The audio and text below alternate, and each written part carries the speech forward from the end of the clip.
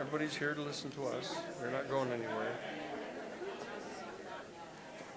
I don't think I even need my notes because I don't read my notes. Okay. Just relax. You've done this before. You're the best. Good afternoon. Good afternoon, everybody. Welcome to Conscious Life Expo. You're in Los Angeles, California, and it's 2 p.m. That's Earth time. Okay, we have lots for you today regarding extraterrestrial science, looking at disclosure, looking at defense policy, and certainly looking at the preeminent director of the New Paradigm Institute, Mr. Danny Sheehan. You can give him a big hand.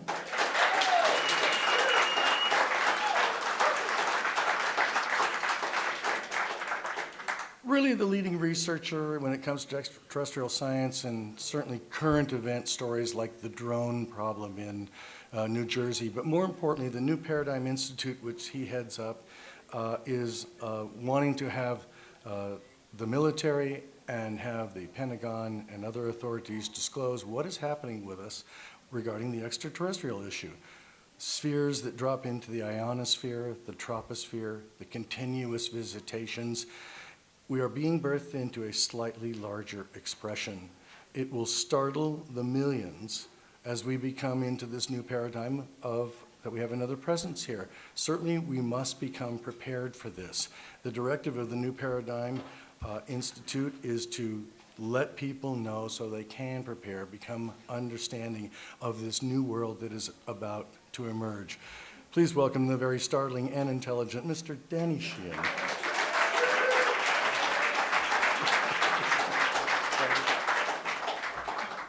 Great. Thank you very much for coming over. I know there's a lot of other things going on right now. I think this mic we put over here. Okay. All right. Today as we gather here this weekend, it's the Super Bowl weekend. Everybody else is off getting ready for the Super Bowl, bringing potato chips and beer and dip to their homes, and those that aren't down in New Orleans engaging in kind of every conceivable hedonistic activity that they can think of down in New Orleans, and kind of this kind of weird national celebration we have every year around this. But at the same time, we're here in just the very first month of the second term of President Donald Trump. We have tens of thousands of people being rounded up to be deported. We have claims being made that we're going to go and have us physically occupy the Gaza Strip, which has been basically bombarded into nothingness, except for all the people that are there that have survived. We have a war in the Ukraine where there's the present threat of potential thermonuclear war hanging over us still until that is resolved. But at the same time that all this is going on, there's all of this news in the headlines all around about, as Robert has mentioned, these drones, hundreds and hundreds of drones appearing all across North America and across Europe, in England especially. And people are all asking questions about them. In both the Biden administration and now the Trump administration are simply saying, don't worry about anything. It's all sort of under control. The most recent statement they've made is that the FAA has authorized all of these drone flights, and yet some substantial number of these drones, so-called drones, are doing these rather extraordinary things. They're accelerating from a dead stop to tens of thousands of miles an hour instantaneously. They're turning 90-degree angles at thousands of miles an hour. They're appearing and disappearing, and they're displaying the qualities and characteristics, the 5 indicia of UFOs that has been identified by Luis Elizondo, who it's now most of you know was the 10-year director of the top secret program inside the United States Pentagon investigating the UFO phenomenon. As you probably know, I'm legal counsel for Luis Elizondo. I was the one that worked with him to craft his complaint, filed with the Inspector General of the Defense Department, challenging not only the lies that were being told about him, indicating that the Pentagon didn't know who he was, had never heard of him. This is after he and Chris Mellon being the former Deputy Assistant Director of for Intelligence for the entire Defense Department, under both the Clinton administration and under the W. Bush administration, came forward in December of 2017 and provided a front page major news story to the New York Times, revealing the fact that there was this ultra secret program going on inside the Pentagon called the Advanced Aerospace Threat Identification Program that Luis Elizondo headed up.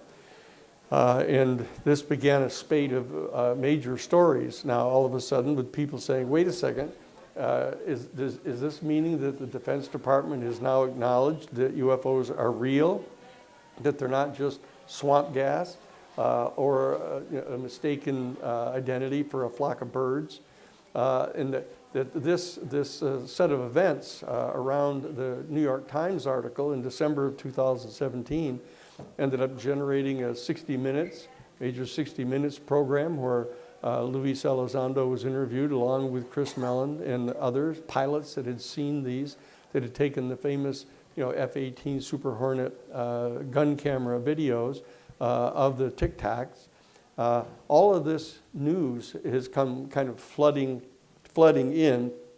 David Grush, who was on the UFO task force, testified to Congress in July of 2023, declaring under oath that our United States government was in possession of one or more non-human origin extraterrestrial spacecraft.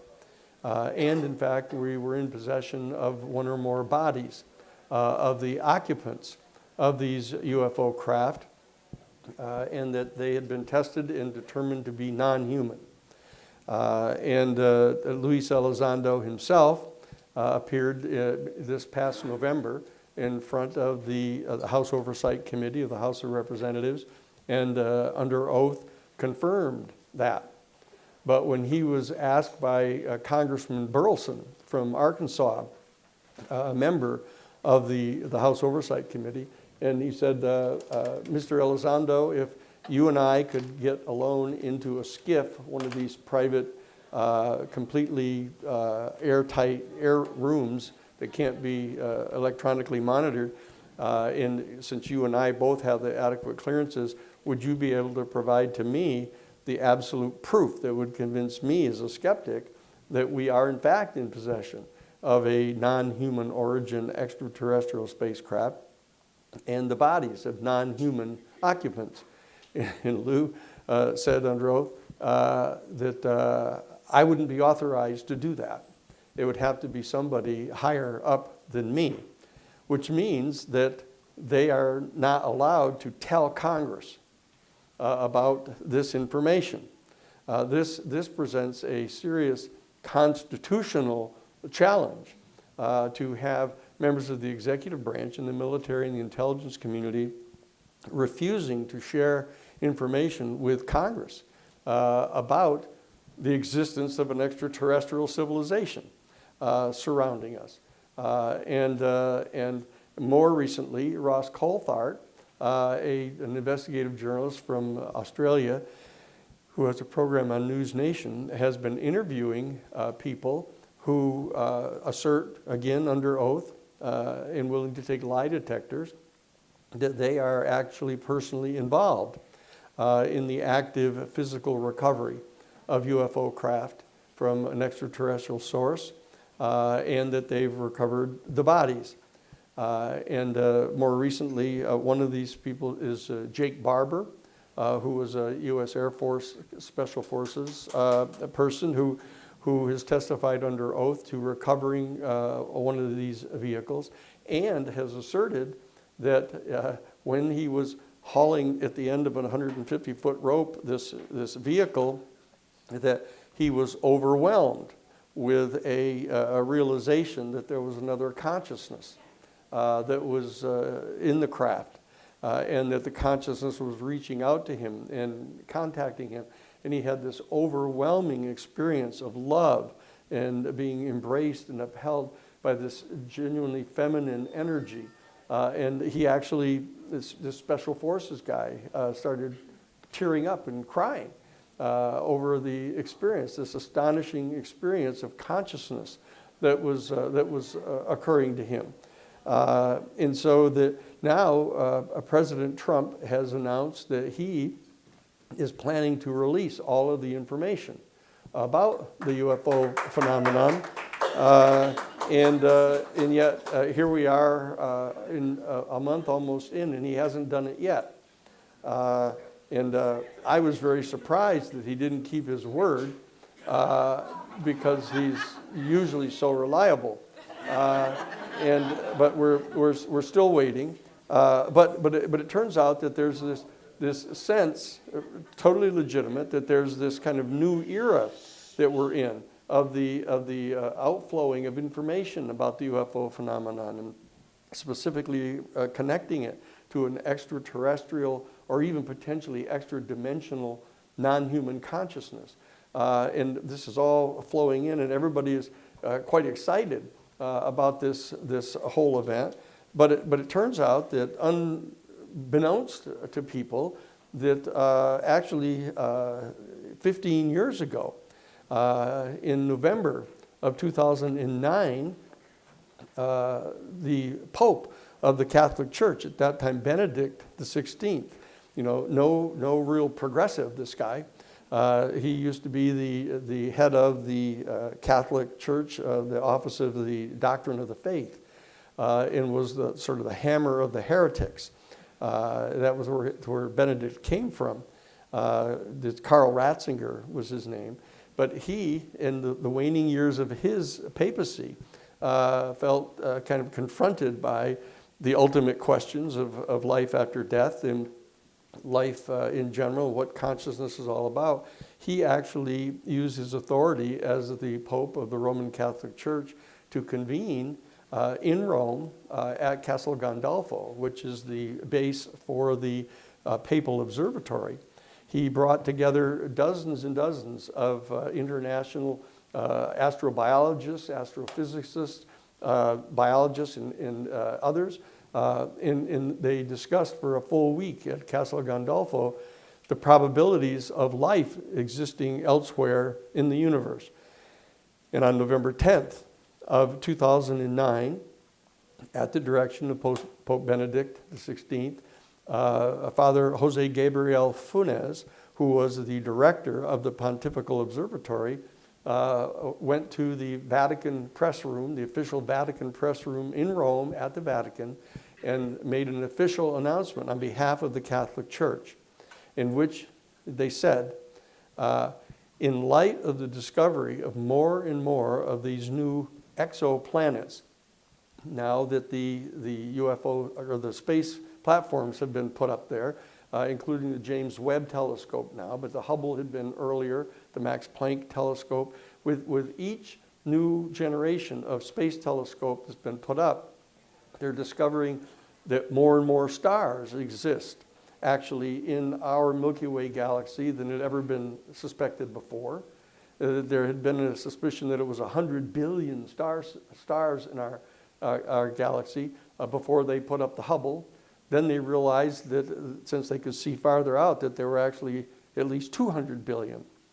And then the Max Planck Observatory was put up, and they realized that there were 300 billion. And now they realized that with the James Webb Telescope, they were looking at something like 500 billion stars just in our Milky Way galaxy. And very surprisingly, that virtually every single one of them has orbiting around them planets, and that in the plural, and that at least 20% of them that they've been able to determine now have planets in what they call the Goldilocks zone, which means that it's not too hot and not too cold, just like the porridge in the Goldilocks. And so therefore they're close enough to their sun to have enough warmth, but not too close to get burnt, to be able to have liquid water on the planets. And they realized that liquid water, in their scientific estimate, had played a major pivotal role in the generation of life on our planet here on Earth. And so now we're confronted by this reality, and the Catholic Church convened this meeting and made that statement, saying now, in light of the discovery of more and more of these new exoplanets, it has now become clear that much sooner than had been previously anticipated, we are going to discover life elsewhere in the universe. And therefore, the time has arrived to have an extremely important conversation about the profound philosophical and theological questions that are going to be posed to our human family by the discovery of life elsewhere in the universe. Now, when I heard that statement issued, I, exercising my previous incarnation as general counsel at the United States Jesuit headquarters in Washington, D.C., in their social ministry office that was in charge of working on public policy for the Jesuit order, which is the largest single order in the Roman Catholic Church here in Western civilization, that I reached out and contacted Father Jose Gabriel Funes, who is a Jesuit, and went to see him, sat down, and within 2 minutes of our face-to-face conversation, he said to me, he said, "Look, Danny," he said, "look, we're not talking here about the discovery of some single-cell life form beneath some frozen sea on some distant moon in some far-off galaxy."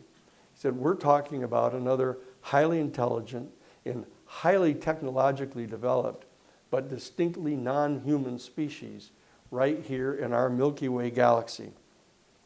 And so it struck me that the time had arrived for us to start having this serious discussion of the profound philosophical and theological questions that would be posed to our human family in the event that we actually discover life elsewhere.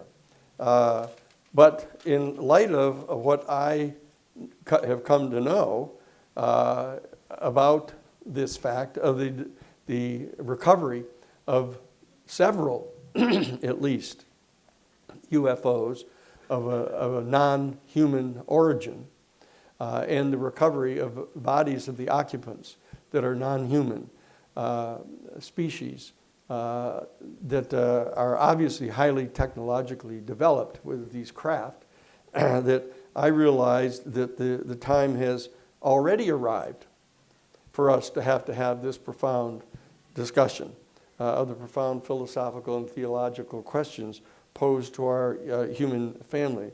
So the question is, what are these profound philosophical and theological questions that are now actually being posed to us, which, as you can tell, are not being answered by any of the major authorities that people look to. The religious authorities aren't answering these yet. The secular authorities aren't answering them yet. The universities, academic community are not answering these questions yet. And so the question is, how do we as lay people, not trained in any one of these major fields of philosophy or theology, how do we go about ascertaining what these profound philosophical and theological questions are so that we can begin to have this all-important conversation among ourselves as to what not only the questions are, but what the answers might be to these things. Now, right off the bat, I think it occurs to us that the kind of questions that we would be asking ourselves depend a lot upon, for example, one set of questions are posed if in fact we discover life, a single cell life form on some far distant planet beneath some frozen sea, and just all of a sudden is confirmed that life itself exists in some far off distant place where we can't even get there. It's a different set of philosophical and theological questions. If we discover that a more complex life form has been discovered, even at some far off place where we aren't able to physically get there as human beings. And a whole other set of questions are confronting us if in fact we discover that it's a highly complex life form that actually has obtained intelligence. And yet an additional set of questions that are posed to us if it's a highly intelligent and highly technologically developed, but non-human species.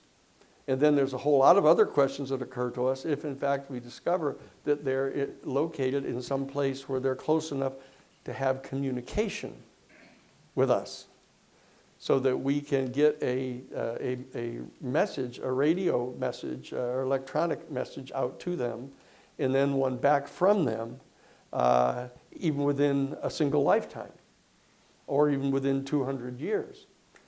This is that question that you may have seen, the three-body problem, which was a major production that was on cable television.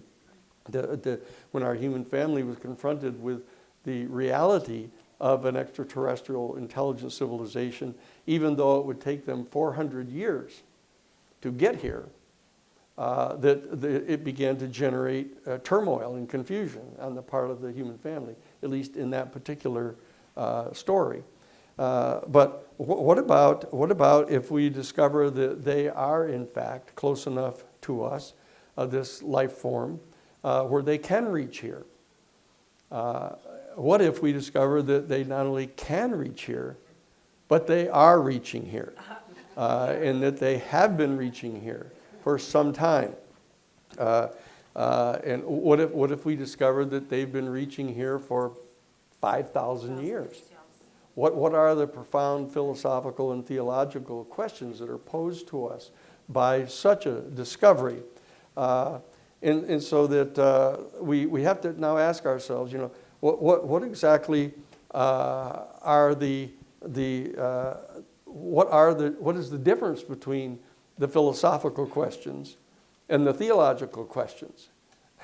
Because most people hear these terms tossed around, but we don't really focus on it as to exactly what the difference is there. But the difference between the philosophical questions and the theological questions is that the philosophical questions are in fact questions that have to do with the physical material reality inside our universe. What is our relationship as a species to these physical activities inside our universe, and that these are secular questions that we can try to address. The theological questions are questions that really have to do with some transcendent realm that isn't governed strictly by the material, standard, scientific, physical world that we talk about. And so that we start out by asking ourselves, and obviously there's a whole set of other profoundly important questions other than just the philosophical and theological questions. There's the questions of the scientific questions. What's the impact going to be on us of discovering that there's an entire different set of rules that govern the realm of physics than we thought?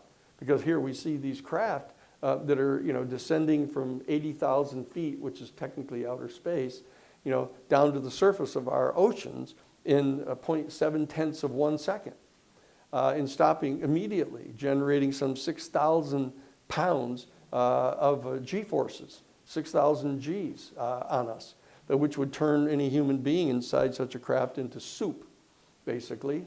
And yet they do this, and then they submerge in the sea, and they travel at over 200 miles an hour under the ocean. Okay? So this poses a whole different set of scientific realities, even within the material plane. And of course, the realization that these beings are coming and going from our planet confront us with a whole series of geopolitical questions. of how do we as a whole collective human family come to deal with this extraterrestrial civilization, given the fact that the United Nations is as weak as it is in its present incarnation, where it can't even stop what's going on in Gaza, it can't stop what's happening in the Ukraine, and so we're supposed to rely upon this type of state of our development of a collective decision-making process on our planet to deal with them. So that we have profound geopolitical questions that we're going to have to answer. And of course, there's the economic questions of what's the impact going to be on our economy of finding out that there's a whole set of technology that basically completely overwhelms and negates the fossil fuel industry on our planet, which is at the root of so much production and economic power and stuff on our planet. In fact, the dollar, the American dollar, is rooted in the value of petroleum. It's the petroleum dollar. So what are the economic implications of the onset and the onrush of all of this new technology? And of course, the domestic political question. What are the political implications if we realize that the leadership of both of our major political parties have been lying to us about this for at least the last 80 years, since Roswell or even earlier. The entire 80-year period, as they say, of 1945, of the crash at the Trinity site. Okay, so what are the implications for those political parties, and what are the political implications for the elite that actually govern those parties about the lack of trust on the part of our people for them? How do we adjust to this? And of course, there are profound religious implications, because if the church is, and the churches are coming forward and even begrudgingly saying, oh, we think it's time to have an important discussion about this much earlier than we had anticipated. What does that mean? Does that mean that they've known about this for all this time and they had not been talking to us about it? That they've been making up some kind of cockamamie stories, about people with wings and angels flying around, and in fact it's been this other reality that they've known about? What happens to the confidence in the religious institutions, and what effect does that have on the moral choices that people make? And of course, there's a myriad of public policy questions that need to be answered about how we're going to interact with this extraterrestrial civilization. So there are lots of other categories of profoundly important questions than just the philosophical and theological questions to which reference was made back in 2009 at the Vatican in this major statement. But what we want to do for today is I want to focus on the philosophical and theological questions that we want to come to grips with. That's sort of the kind of more the realm here. That this isn't a political gathering as such this weekend. It's sort of a metaphysical and the philosophical and kind of theological gathering that we have here. So as I pointed out, the philosophical questions really relate to all of the implications of the interaction of mass and energy inside our physical cosmos with each other, and what our relationship as human beings and sentient conscious beings to that are all about. The theological questions really say have to do with the more profound questions of which we'll get to. But what are some of the philosophical questions that are posed to us when they say to us, the time has come to discuss the profound philosophical questions that are posed to us by this encounter with an extraterrestrial civilization, realizing, of course, that we now are not necessarily not only at the geophysical center of the entire universe, which we already went through that debate way back with Copernicus and Galileo, but that the churches had structured a whole reality system that was dependent upon us being in the geophysical center of the entire universe, that everything in the entire created universe was all for us. It was a great stage on which we would play out the drama of the kind of teleological unfolding of the consciousness of our human species, into the universe. But now, lo and behold, if we're not there, they had to recover. And so what they did is they substituted the model of us being in the geophysical center of the entire universe with us simply being at the apex of the pyramid of all created sentient life in the universe. It was a slight demotion, but otherwise it was trying to maintain our uniqueness in the entire universe. Now, that is one of the most profoundly important issues being challenged. Because if, in fact, we're not even at the apex of all sentient life in the universe, what's our job? I mean, what's our whole purpose? What's our meaning? And so that's one of the primary questions, is a philosophical question. It says, what are these profound philosophical questions that our human family grapples with generally? Like, what is the meaning of life? What is the meaning and purpose of our whole human family? Is there any such purpose? Does there have to be such a purpose? And how does that relate to our own individual lives?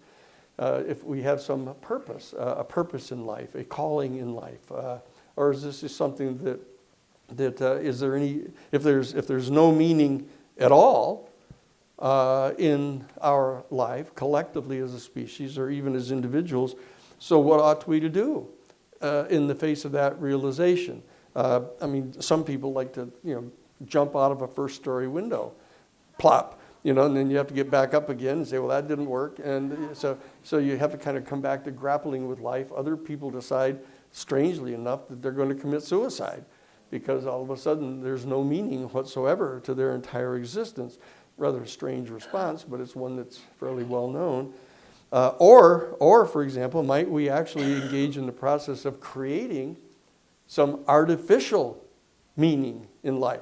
This, of course, is the classic undertaking of existentialists, that the existentialists actually come up with. They attach themselves to some particular arbitrary, might I say capricious, meaning, and then they pursue it. At least it gives them something to do. It keeps them focused on a particular objective, gives them a sense of meaning, even if it's somewhat artificial. Or might we actually simply resort to attaching ourselves to a dialectic where there's good guys and bad guys in the universe or in the world, and that we're the good guys and we take on the bad guys, and we engage in this kind of weird dialectic that tends to lend important value to us. And this reminds us, of course, of the famous experiments that Margaret Mead did, back in the 1940s. 30s actually, it started, where she was doing anthropological studies in the South Pacific Islands. Everybody might well know about her, coming of age in Samoa, where in the Samoan Islands, she was examining their different cultures. But there's also another study that she did that generated a paper that's called "Warfare is Only Our Invention." And what she did is, in Papua New Guinea, she found one of these islands. There were these two tribes that were on this island, and they had had virtually no contact with the outside world at all. And what she did is she and her team set up cameras way up on a mountain with these big telephoto lenses, and were watching these tribes. And it turns out it became clear that these had at one time been a single tribe that dwelt together all on the plains of this island. And what had happened is they had somehow in the past retreated up into the separate sides of the valley. And one lived in the mountains on one side of the plains, and the other one lived on the other one. And what would happen is they observed them over time. Each of the tribes would send hunting parties down onto the flats of the plains, and they would be hunting. And when they encountered each other, they would fight. The two hunting parties would fight, and they would fight only until one person had been killed. And as soon as one person was killed, they would both retreat. And the tribe that had the person killed would engage in this lamenting thing, throwing ashes on themselves and crying and moaning and whining and pining away. The other tribe that had won, that had killed the other one, would have this huge celebration. And they would drink inebriating liquids. They would have orgies and have these huge celebrations. And they watched this happen, and then she discovered that they were taking turns doing this. Just taking turns doing this. And she wrote this article about it. It was very controversial, that a warfare is just our own invention. but it gave each of the tribes a sense of being, purpose, and achievement in high, intense emotional experience. So is this what we do? Or might we instead just kind of descend into hedonism, assuming that there's no discernible, secularly determinable purpose in life? Just, let's eat, drink, and be merry. Sex, drugs, and rock and roll. Until you get older, and then you have to figure out some other thing. Or you could actually descend into seeking material wealth and power. It's the old standby. If you don't have anything better to do, just try to be rich and powerful. That was the famous statement when McKinley was elected. What was the fellow's name? Mark Hanna was his major political advisor. And when he was asked one time, what can a young American really expect to achieve in their lives? He said, the best thing you can do is make as much money as you possibly can before you die. And he actually said that. That was the kind of preeminent credo of the robber baron era. Okay? And so these are various responses that we might have to a world in which we can't discern any definitive meaning for our existence. Okay? This is one of the most profound philosophical challenges to our human family. And so what might be the referent for some meaningful ground of meaning in a purely secular form? This has been dealt with by the philosophical community, and that this is one that I ran into myself when I was out practicing law. The bottom line is that I ended up going back after having graduated from the college and law school, and I went to have a conversation with Dr. John Rawls, who was the chairman of the Department of Philosophy at Harvard University. He recommended that I come back to the university for a third time and do a PhD in comparative ethics of differing worldviews. And what Dr. Ralph Potter, who was the professor of comparative social ethics at Harvard University, he set forth the method by means of which, in a purely secular, materialist world, how you seek out and find the ground of moral meaning. And what he probed into the question of whether there exists any ground of meaning in the purely secular, materialist world. And what he discovered is, and he articulated that, is that what a person would seek in the strictly philosophical realm, having to do with our relationship to the physical material world that we find ourselves in, is that we would, in fact, try to comport every single action that we took as an individual person to comport with what it is that we understood physical reality to be. It seems perfectly objectively logical that under any particular circumstance, you'd try to do whatever it is that enabled you to cope with the physical reality. And so, for example, if you're building sandcastles on the beach and you think that that's important to have a sandcastle there, and you go away and you come back the next morning and it's washed away, and you build another sandcastle and you go away and you come back the next day and it's washed away again, you start to say to yourself, something's going on here that's interfering with my sandcastle. And so what you would try to do is try to understand what was going on physically, and so that if you can figure out objectively what's going on physically in the secular world and comport every single action you take in accordance with that, that this would be an ultimate referent for coordinating your meaning in an otherwise entirely secular world. But what he discovered, however, that Talcott Parsons, who was the head of the Department of Sociology at Harvard University, had undertaken a major set of studies about all of this. And what Talcott Parsons discovered was that when our human family is confronted collectively by any particular challenge or public policy problem, what we tend to do is divide ourselves into camps of differing worldviews. And that he started out by identifying them along a political spectrum. And on the extreme right, he referred to a certain set of people as right systematists. And at the other end of the political spectrum were left systematists. And then there were right marginalists and left marginalists and middle marginalists, he called them. That was it. But in what we were assigned to do in the master's program at Harvard in the field of social ethics, we were required to pick one of the major public policy issues. You could pick whichever one you wanted. Do you support abortion? Do you support first-strike nuclear weapons? Do you support the death penalty? Do you support gay marriage? There's a whole series of public policy issues that our human family is confronted by.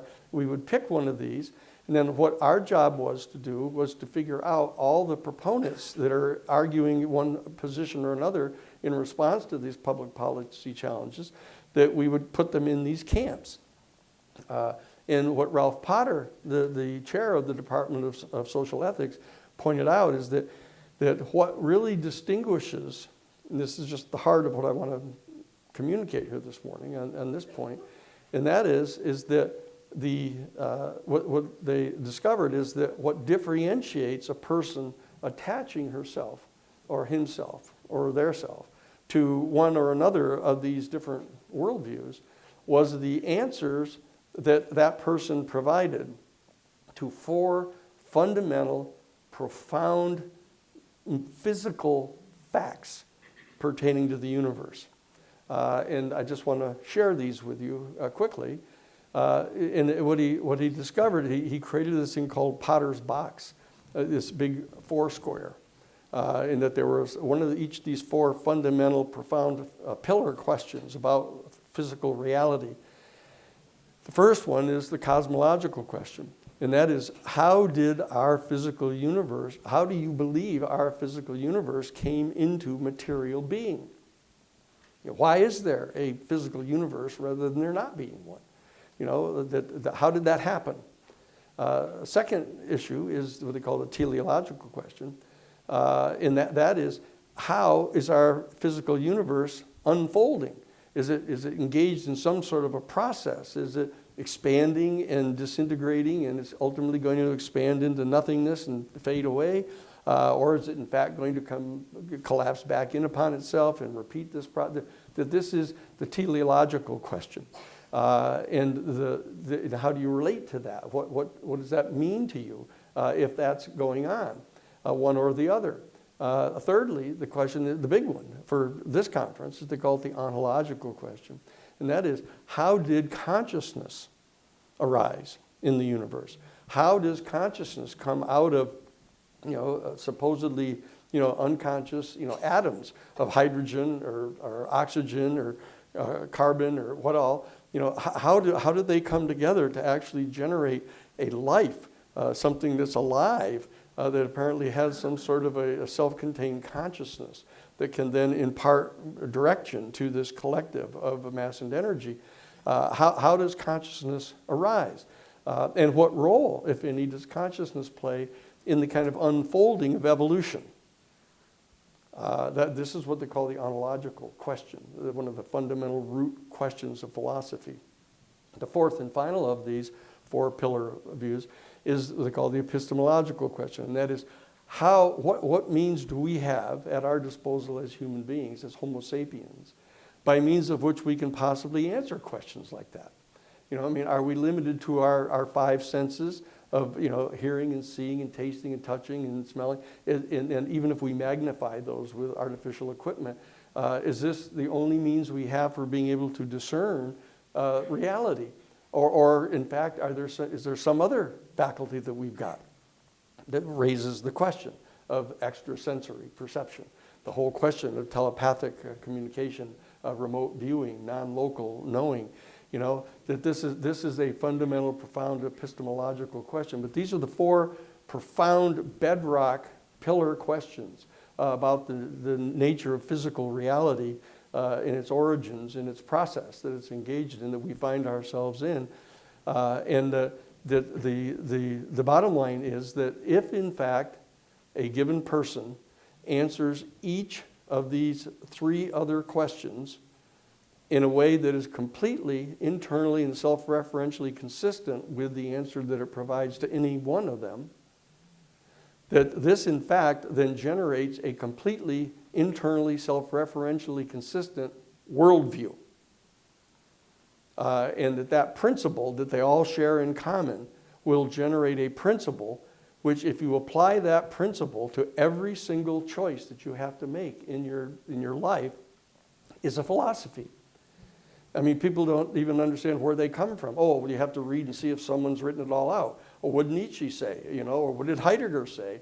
Or what? Is that how you find out about what philosophy is? No, philosophy is that operative principle applied consistently and systematically to the answer to all the individual choices that you have to make in your life, which is rooted in the same principle that is generated by coming to answers to these four questions that are actually internally and self-referentially consistent with each other.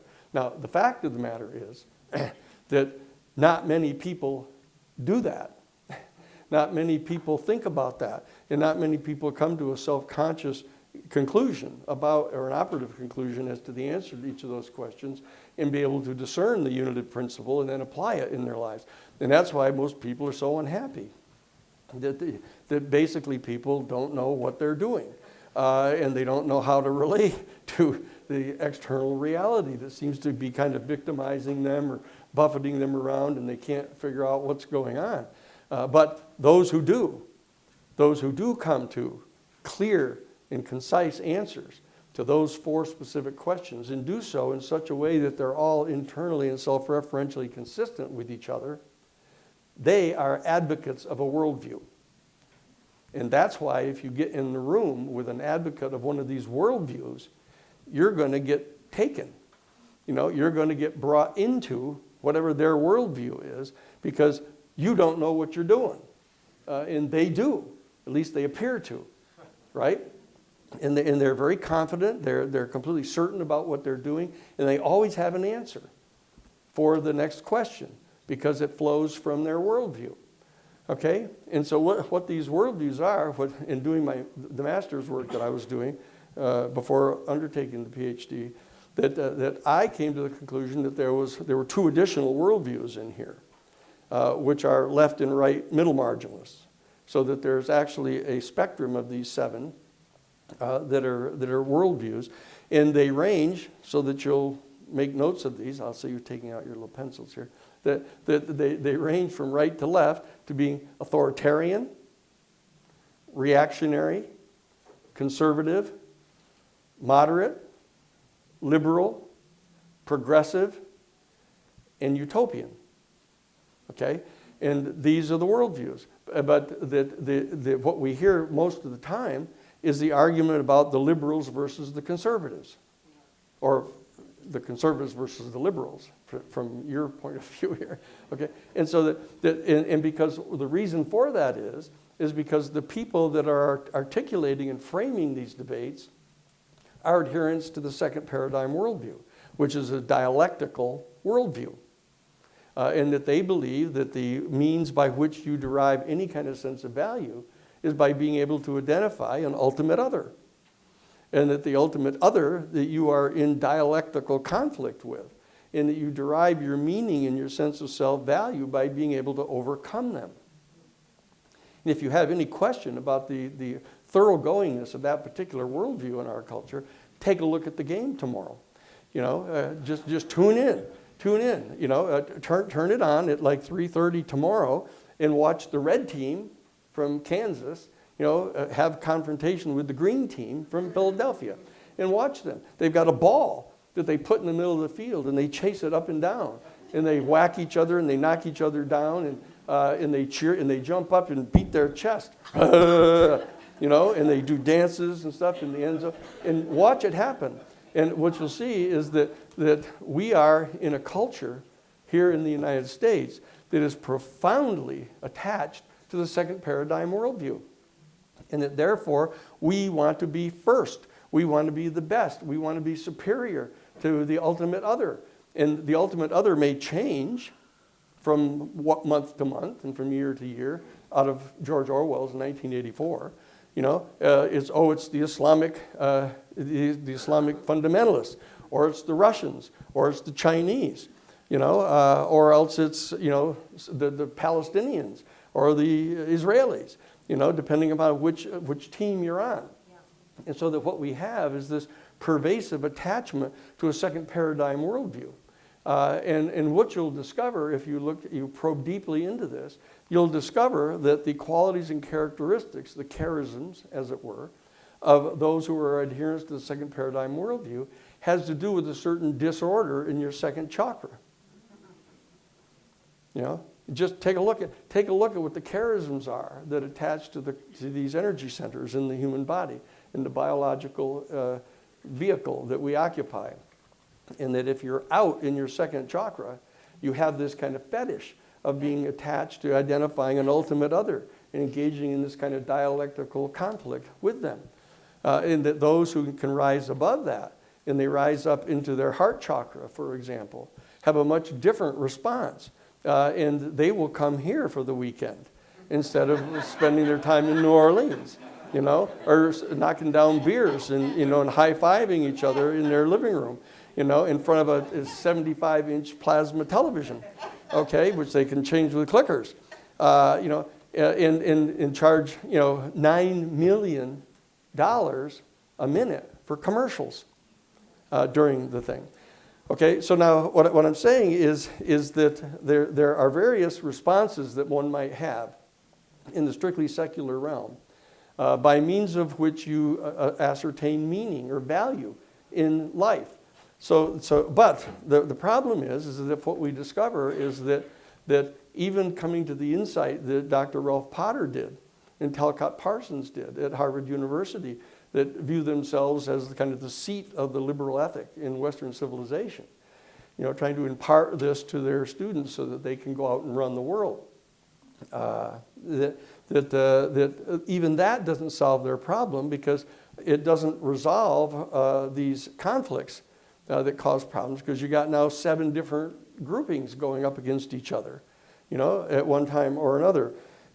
So the bottom line is the question that arises is there some other means by which you can discern meaning in reality, in life, etc. And the bottom line is this is the realm of theology. This is the realm of trying to come to some kind of judgments about, for example, what was going on before the material universe came into being. How did it come into being? It's the answer to that cosmological question. Okay, and if so, is there some sort of infinite and eternal sea of undifferentiated consciousness that just abides out beyond the physical limitations of the sum total of mass and energy that make up our material universe? And did that infinite and eternal sea of undifferentiated consciousness, or at least theretofore, consciousness that was completely undifferentiated, if in fact it generated an initial unit or nodal point of differentiation, why did it do that?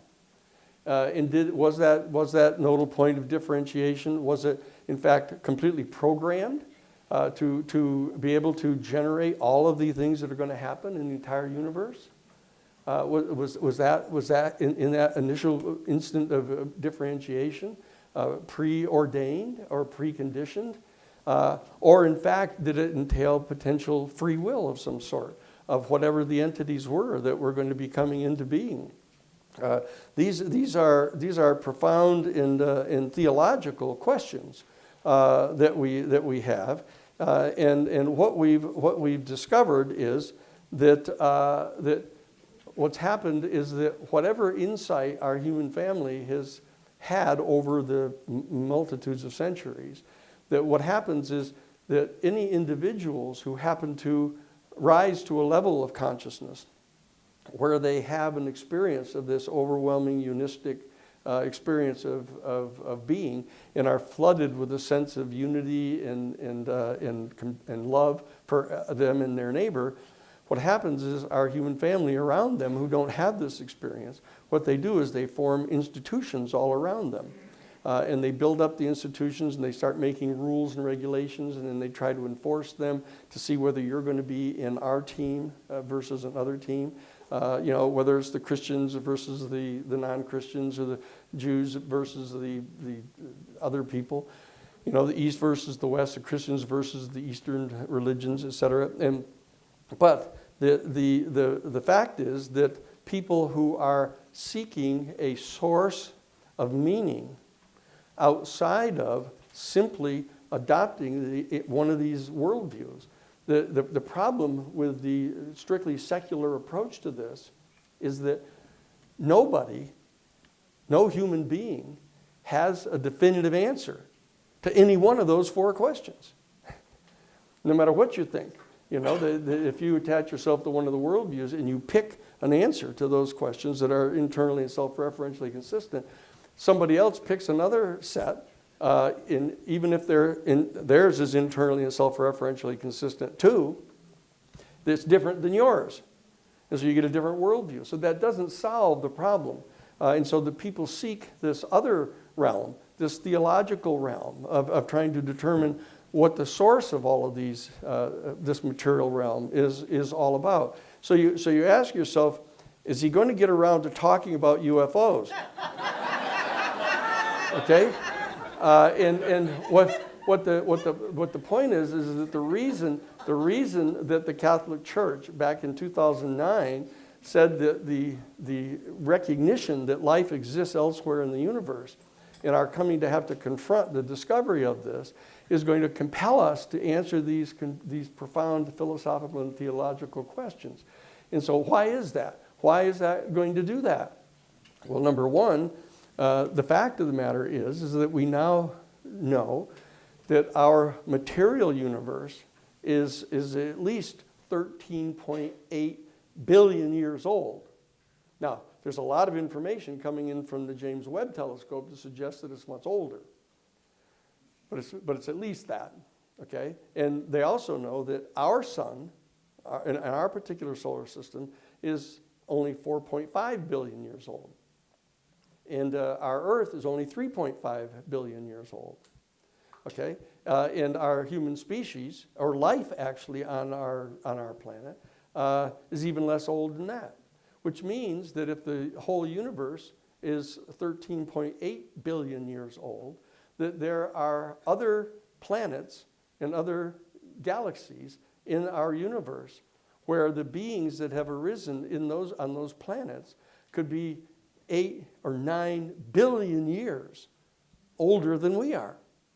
And that they've had 8 or 9 billion more years to probe into those four questions. And they could be coming to definitive answers to how the universe really began and how it's really unfolding, and what the nature of the relationship between consciousness and the material realm is. And it may well begin to explain why they have such a new science, because they understand this in a much more profound way. And therefore, the encounter with beings from a civilization that may be 9 billion times more experienced in answering these profound questions that undergird any kind of secular worldview. If they come here and they begin to tell us what the answers to those questions are, well, immediately at least 6 of the adherents to the different worldviews are going to be really disappointed. Okay? And the fact is, all 7 of them may be completely disappointed because the answers may be something profoundly different than any of us, have come to believe. And we've set up our own little worldview that gives us the confidence to be able to answer all these questions and make choices, etc. And if all of that stuff is the rug is pulled out from under all of those worldviews, then how does our human family respond to a civilization like that? Obviously, there's a response you could have. You could go, oh boy, I'm glad you're here. I'm glad we've got an answer to these things. I'm glad you figured all this out. I think you're fantastic. I think you're at least as good as any of our gurus. You know, you're at least as good as any of our prophets that we've had. And so therefore, I'm perfectly willing to worship your sandals. You know, or in fact, kiss your ring. Or bow to you or genuflect to you. And there's this challenge that we've got here. That huge numbers of people in our human family might just succumb to this other civilization and be perfectly willing to be absorbed completely into that civilization. And in fact, we would lose all of our distinctiveness, that we would be, dare I say, assimilated, which is just what the Borg is always threatening to do to everybody in the Star Trek. You will be assimilated. Because they've all come to the realization there's only one truth, and they're all of one mind, and they're part of a hive mind, okay? And that we would lose all of our individuality and all of our source of free will, okay? So this is one of the particular sources of consternation in the face of that. And so then there are, of course, the other people who are all totally delighted. Say, oh, finally. Finally we've gotten over all this fighting and arguing. We finally figured out the answer to all these questions.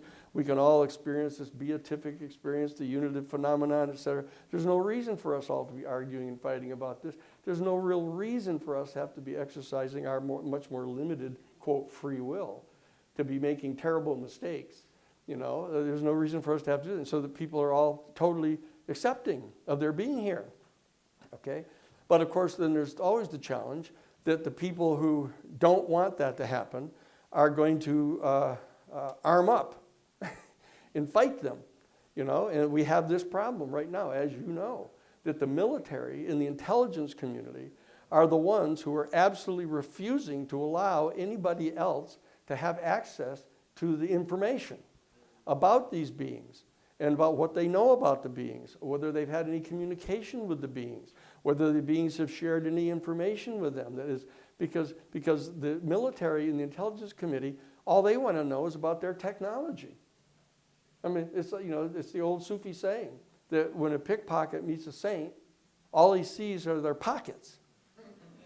And so what's happening is our military and our intelligence community is basically responding to this extraterrestrial arrival, with trying to figure out how to get at their technology and how to make weapons out of it, which they can use to fight them and to preserve their power, or more importantly, the power of those who put them into place in the military, which has to do with the large major corporations, which has to do with the major stockholders and the financial groups that own the stock in those major corporations that are going after a control of the scarce resources on our planet.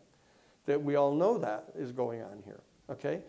And so that the warriors, the warrior class, and the intelligence covert operations people view themselves as being in charge of figuring out how to preserve the agency and control of the elite on our planet right now.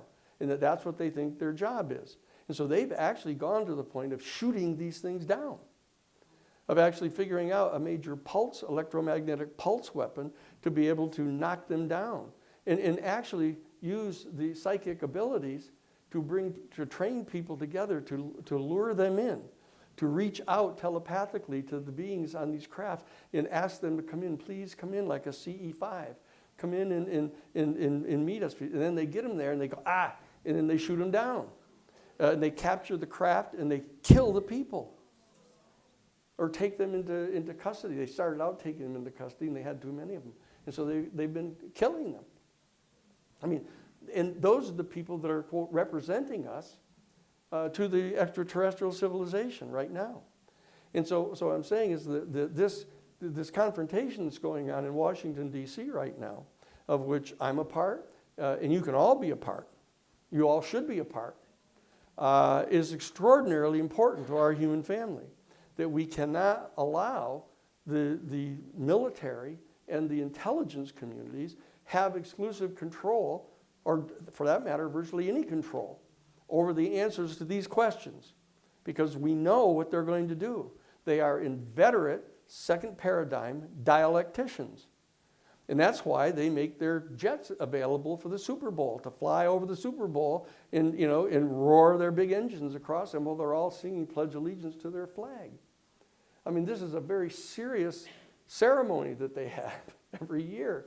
And that's why they champion the military. And even watch some of the commercials. The United States military are going to pay $7 million in 1 minute to advertise people going into their military during the football game. Okay? And that's what is going on right now. So what we have to do as people who don't want, I'm assuming, we don't want our people shooting down the UFOs and capturing their people and killing them. And we don't want them using the psychic abilities that our human family has to lure them in and trap them, to make it impossible for us, people of goodwill, to try to reach out telepathically and have the beings come so we can dialogue with them and have conversations with them. And you know, in the Justice Department, people are going to figure out, well, you can't carry out foreign policy negotiations with a foreign power. There's a law against that. You know, that's the Neutrality Act. You can't engage in diplomatic relations with a foreign power. That's up to our military and our intelligence people. The President of the United States is Commander-in-Chief under Article 2 to be in charge of figuring out treaties with them. Okay? And if they have treaties with them already, they aren't telling us. And the Congress doesn't know what to do. Because the Congress knows that the intelligence communities have developed into our country now as a national security state. They will eliminate you from office. They will, in fact, direct millions of dollars into your next political campaign, and you will be out of a job. That's what they did to Frank Church, who chaired the Church Committee, investigating the CIA wrongdoings and stuff. Very next election, millions and millions of dollars flowed into his Senate campaign up in Idaho, you know, coming directly from the Nugan Bank in Australia, which was drug money from the sale of heroin in Southeast Asia with Vang Pao, the opium warlord in Laos, you know, in direct partnership with Theodore G. Shackley, who was the CIA station chief there. I know all of this because I've interviewed those people. I've sat, down in Miami at a table with the head of the Laotian Air Force that flew their drugs in. I've been involved in this now for almost 50 years. And, that I was there right at the very beginning when President Carter came into office and reached out and contacted the head of the Central Intelligence Agency and asked that person to come down to Plains, Georgia before President Carter even went to Washington to demand to be briefed in on the UFO issue. And the head of the Central Intelligence Agency told him that he had no need to know and would not give him the information. And that CIA director was George H.W. Bush. Yeah. Okay? And so that's why President Carter contacted the House Science and Technology Committee, had them task the Congressional Research Service to do an investigation to find out what information they could get their hands on as to what information we had inside our American government pertaining to the UFO issue. Okay? And that's why I got contacted at Jesuit headquarters by Marshall Smith, who was the head of the Department of Science and Technology of the Congressional Research Service, and asked to become special counsel to that inquiry on behalf of President Carter. And that's how I got involved in this professionally. It's back in the end of November of 1976. Okay, so I've been involved in this, that I've not only been counsel to that investigation, but I was legal counsel to Dr. John Mack at Harvard University when he was dragged up in front of a faculty committee for writing the book about abductions. you know. And so I represented him in front of that committee to get them to leave him alone and let him do his work. I became legal counsel for the Project for Extraordinary Experienced Research, which John set up in Cambridge.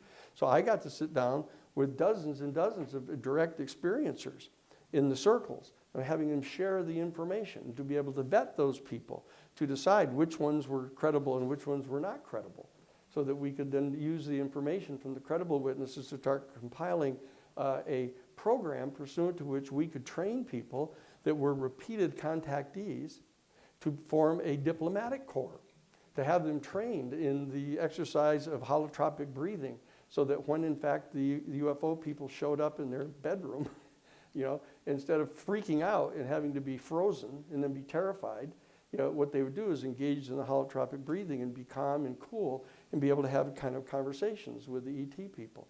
We were engaged in that process back in 1994, or in 2004, when John was struck and killed by a drunk taxi driver in London.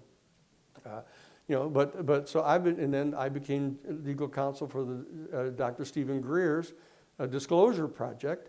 I was one of the witnesses back in May of 2001, telling about how, in my capacity as general counsel for the Congressional Research Service investigation, I gained access to the classified portions of Project Blue Book, and actually saw the photographs in the files of a UFO crash recovery project that was going on. And then I copied the symbols off the bottom of the dome of that crashed craft in the photographs and into the back of a yellow pad, and I brought them back to Jesuit headquarters, and I brought them in and showed them to Father William Davis, who was the head of the social ministry office for the Jesuit order here in the United States. His response was reaching down and sliding out a drawer out of his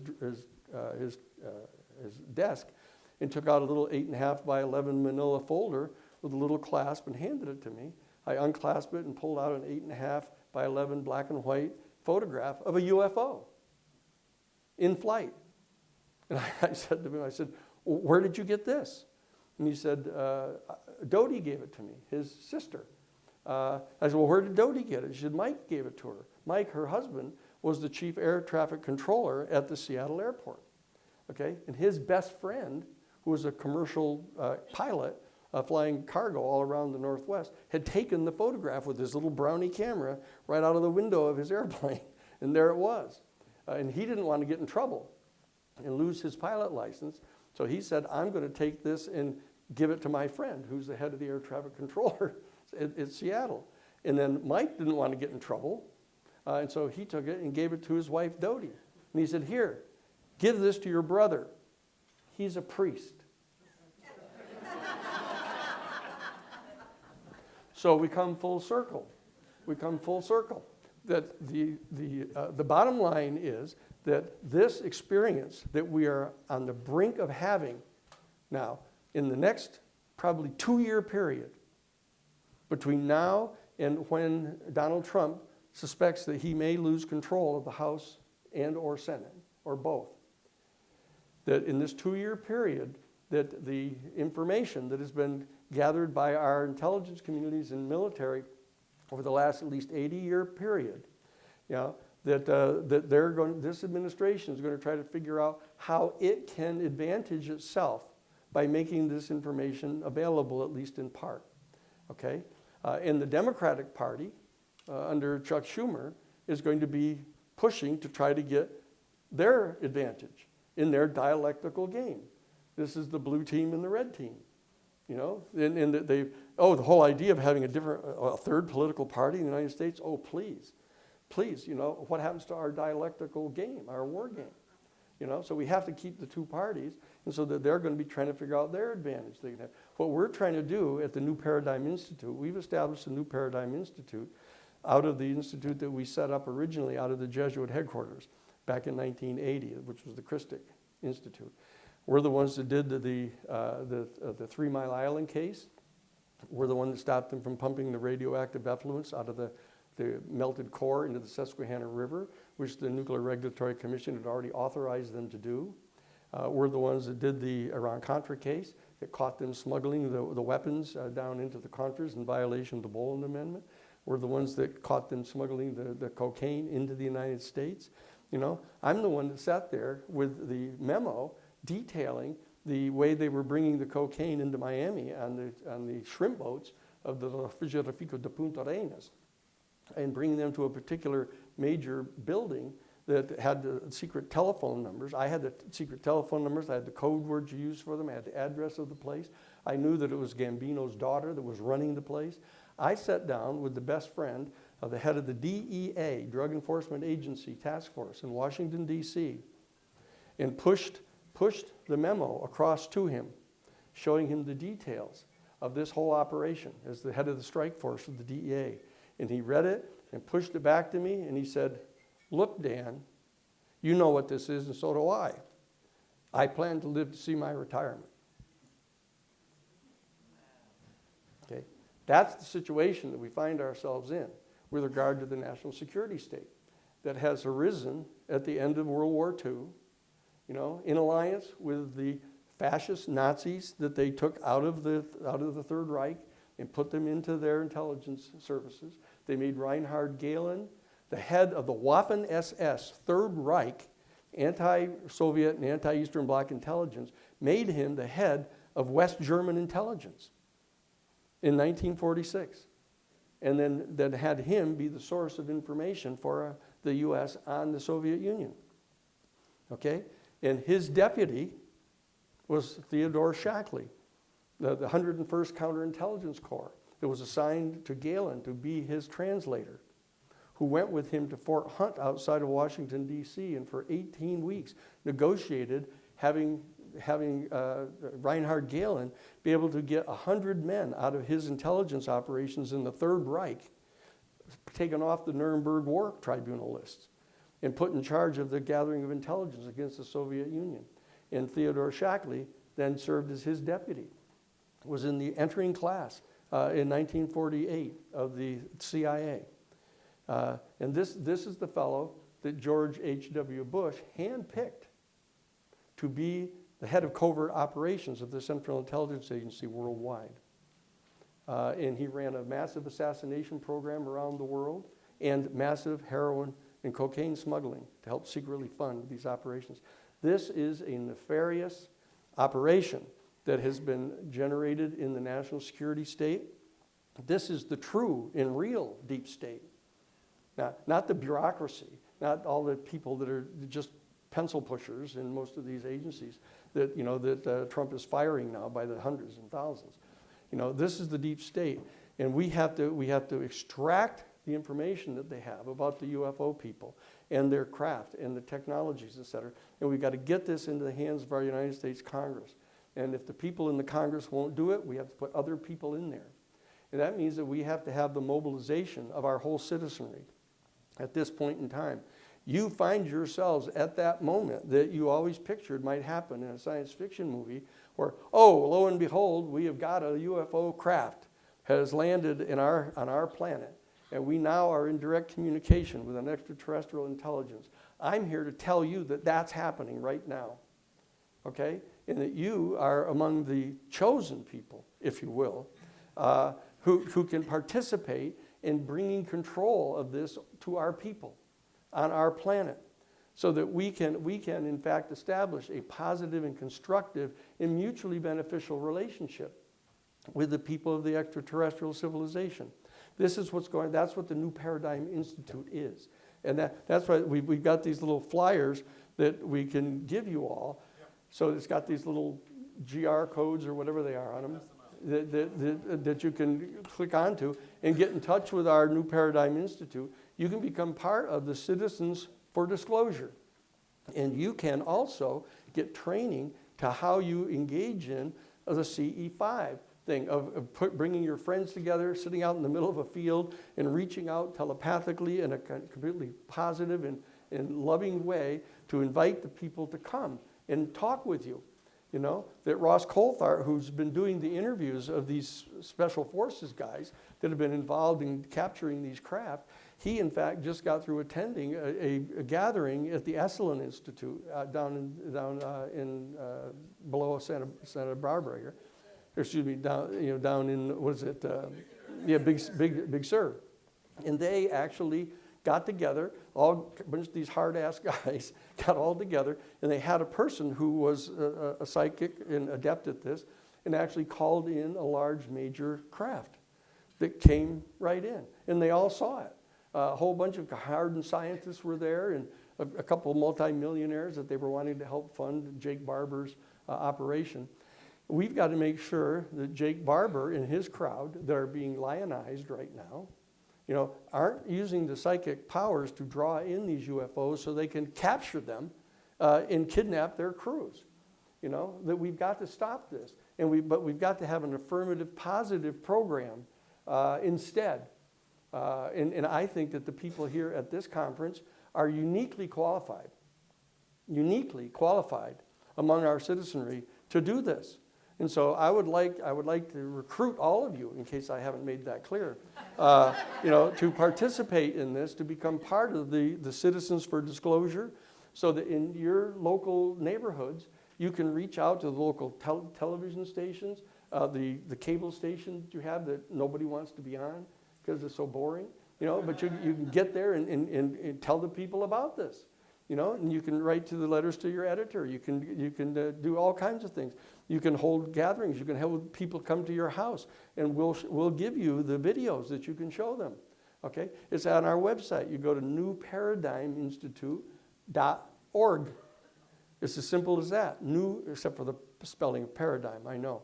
But anyway, the newparadigminstitute.org. And you'll be able to get access to the videos of the interviews of people. You can make your own judgments about what you think their credibility is. And what we all need to do is work to kind of eliminate the conflicts and confrontations and stuff between and among different citizen groups on this issue. We've got to all come together. We've got to come together as a human family. And we've got to figure out how to get control over this operation right now, okay? And so that's why I've come here today to talk with you. And that's why I've just laid out this rather complex way of going about identifying and answering these profound philosophical and theological questions, and how we can come together to answer some of the more pragmatic questions, the tactical and logistical questions we have to ask about how we're going to reformulate our geopolitical structures on our planet, our economic structures on our planet, our religious institutions here. It's not something that we can sit around and wait for an official announcement by the President of the United States to tell us, oh, it's okay for you to believe it now. We've got to seize control of our own destiny here. These are decisions that are going to be made in the next 2 to 4 years that are going to affect our human family for 10,000 years. 10,000 years into the future, about what our relationship is going to be with the extraterrestrial civilization. And I know that it's hard to grok that. It's hard to digest that, the importance of this moment. But that's what I've asked you to come here today for, and that's why I wanted to share that with you. And that these little cards will help get you to the New Paradigm Institute. There are QR codes on these quarter sheet flyers. I'll stand at the door and pass these out to anybody who can get one. Okay. All right. Who does not have a quarter sheet flyer? So quite a few. Okay. So good. So I'll just make sure you get one as you're going out the door. Just put your phone. You just take the photo, the camera, put it on the QR code. It'll give you a button you can push. It'll call up the website. You can it's a call to action, which means that you ask your representative to take some meaningful action in connection with UAP. There's actually 2 different options for calls to action, one on each side. Anyhow, thank you for recording today. Thank you so much. I think it's 3:30. That I don't know if they're going to kick us right out here, but I can take a few questions here before we have to go. Yes.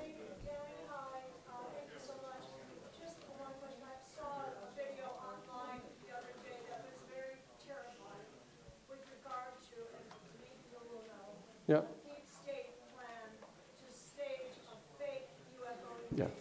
Yeah. This is Dr. Greer's. This is Stephen Greer's thesis, and it's important to analyze this and keep track of what's going on, because given how nefarious some of the activities have been of the national security state, that Dr. Stephen Greer, who's been at this for decades, has formed his personal conclusion that because they have gotten a hold of these UFOs and they've back-engineered some of the craft, that they are perfectly capable of, launching a fake UFO invasion and then saying, oh, the national security state has to step in and take over.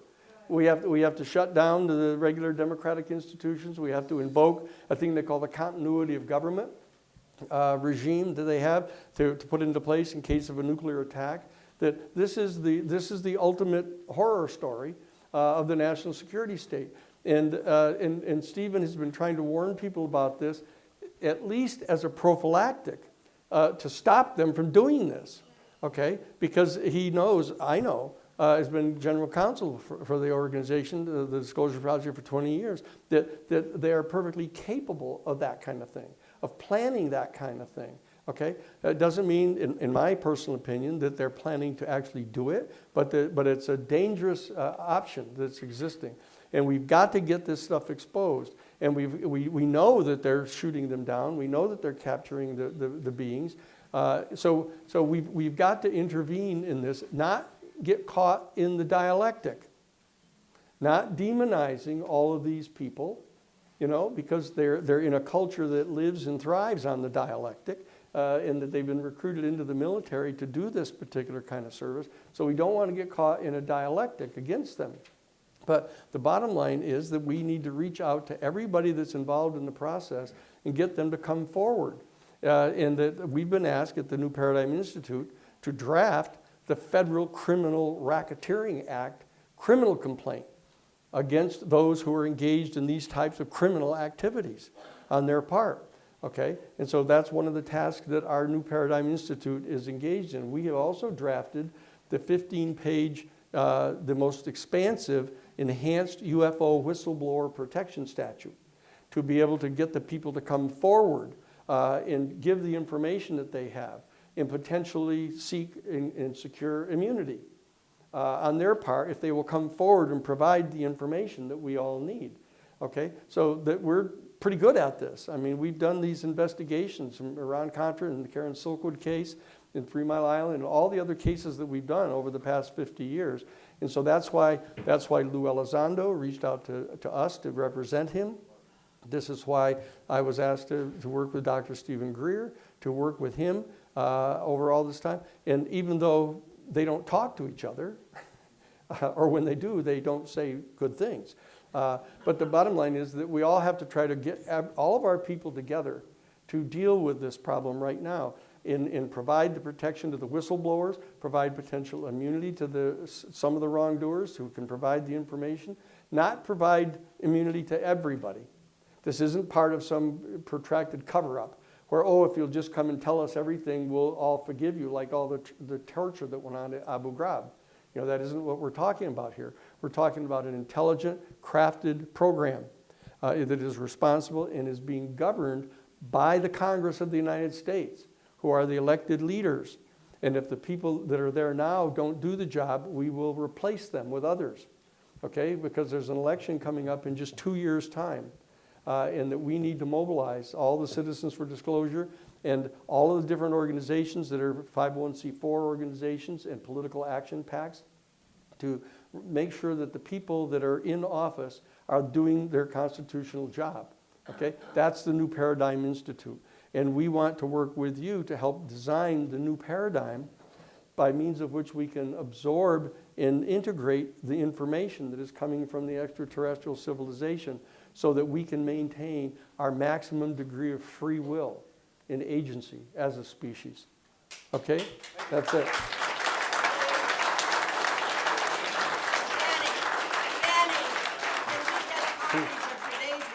Pardon? Can we get copies of today's recording? Yeah, we will post these on the New Paradigm Institute website, and you'll have the entire thing on video.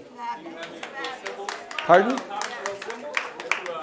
Yes. Well, I'll tell you here. I'll show you what they look like.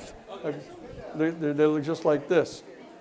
This is the craft that was stuck into the side of the snowbank like this. They have a dome on the top like this, and all along the bottom here was like this. It was.